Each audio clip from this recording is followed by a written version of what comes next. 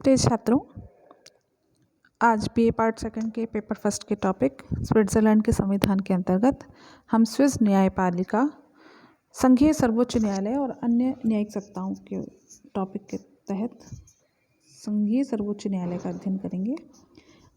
मैं government college Bhim से doctor Suchita Verma, assistant professor political science. Swiss लोगों की दृष्टि में संवैधानिक कानूनों का न्यायिक पुनरावलोकन लोकतंत्र के सिद्धांत का उल्लंघन है। यह कथन हैंस हुबर का है।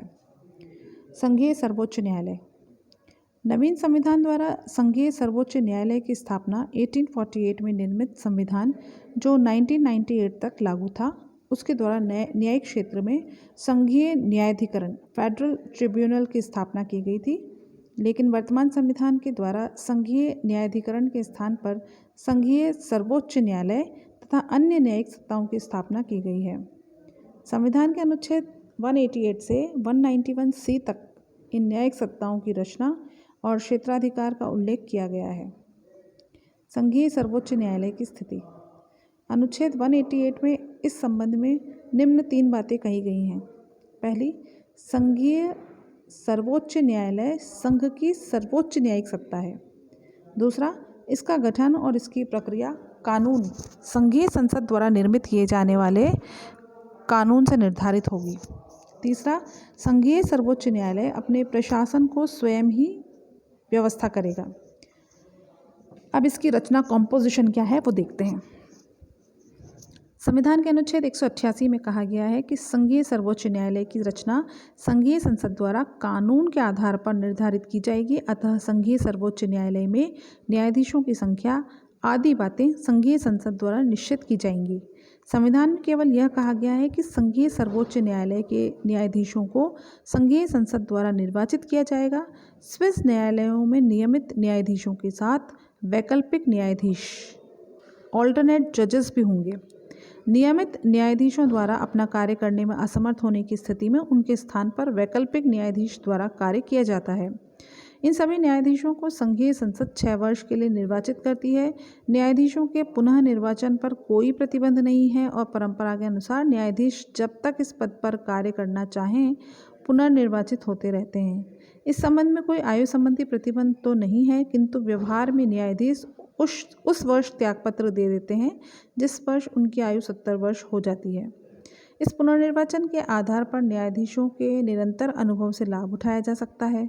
सामान्यतः ऐसा समझा जाता है कि न्यायाधीशों की नियुक्ति हेतु निर्वाचन की पद्धति को अपनाने से न्यायिक स्वतंत्रता पर विपरीत प्रभाव पड़ता है और राजनीतिक प्रभाव के अंतर्गत वे कार्य करते हैं।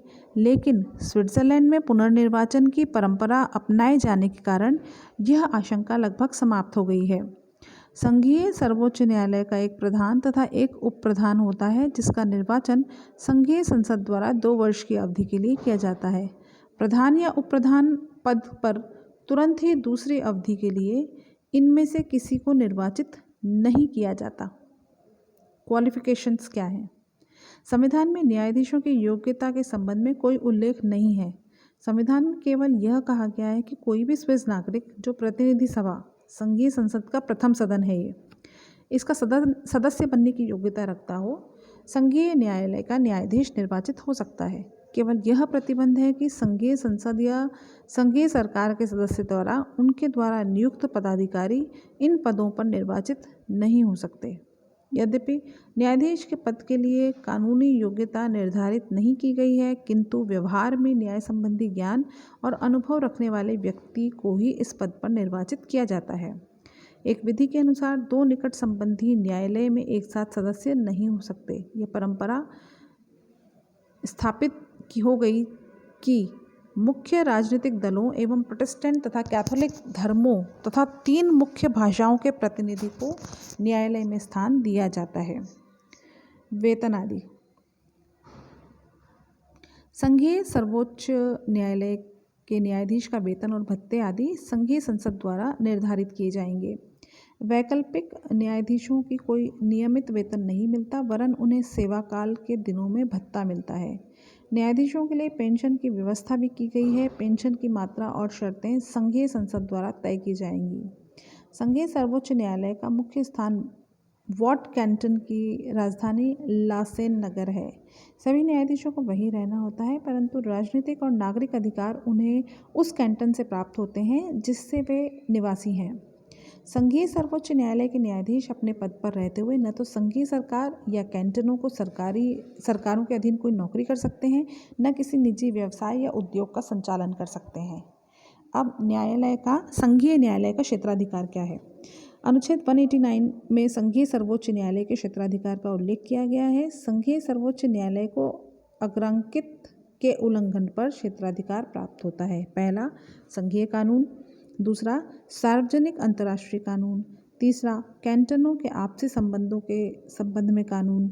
चौथा, कैंटनों के संवैधानिक अधिकार।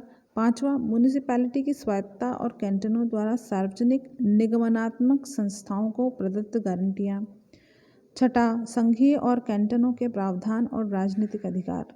राजमंडल और कैंटनों के बीच विवाद। राजमंडल और कैंटनों के बीच तथा कैंटनों में परस्पर उत्पन्न होने वाले सार्वजनिक कानून से संबंधित विवाद।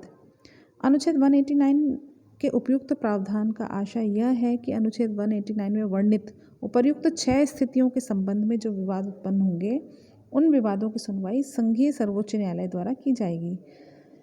कानून के आधार पर संघीय सर्वोच्च न्यायालय को अन्य बातों के संबंध में क्षेत्राधिकार प्रदान किया जा सकता है, लेकिन संघीय सर्वोच्च न्यायालय पर एक स्पष्ट प्रतिबंध है। संघीय संसद द्वारा निर्मित कानूनों और संघीय शासन के आदेशों को संघीय सर्वोच्च न्यायालय के सम्मुख चुनौती नहीं दी जा सकती। कानून के आधार पर इस स्थिति के अपवाद निश्चित किए जा सकते हैं। संघीय सर्वोच्च न्यायालय और अन्य न्यायिक सत्ताएं संघीय कानून और अंतर्राष्ट्रीय कानून के आधार पर अपना निर्णय देंगी। आंशिक न्यायिक पुनरावलोकन की व्यवस्था। Provision for partial judicial review. संवैधानिक अधिकार क्षेत्र में एक विशेष बात यह है कि अमेरिकी संघ के सर्वोच्च न्यायालय के समान स्विस संघीय सर्वोच्च न्यायालय को पूर्ण अर्थों में न्यायिक पुनरावलोकन की शक्ति प्राप्त नहीं है, वरन उसे यह शक्ति आंशिक रूप से प्राप्त है।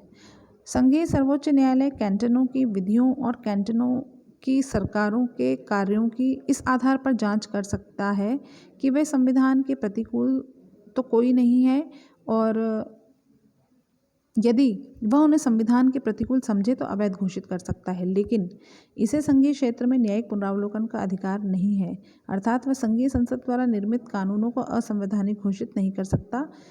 यह बात संविधान के अनुच्छेद 189(4) में नितांत स्पष्ट है, जिसमें कहा गया है कि संघीय संसद द्वारा निर्मित कानूनों और संघीय शासन के आदेशों को संघीय सर्वोच्च न्यायालय के सम्मुख चुनौती नहीं दी जा सकती। कानून के आधार पर इस स्थिति के अपवाद सुनिश्चित किए जा सकते हैं।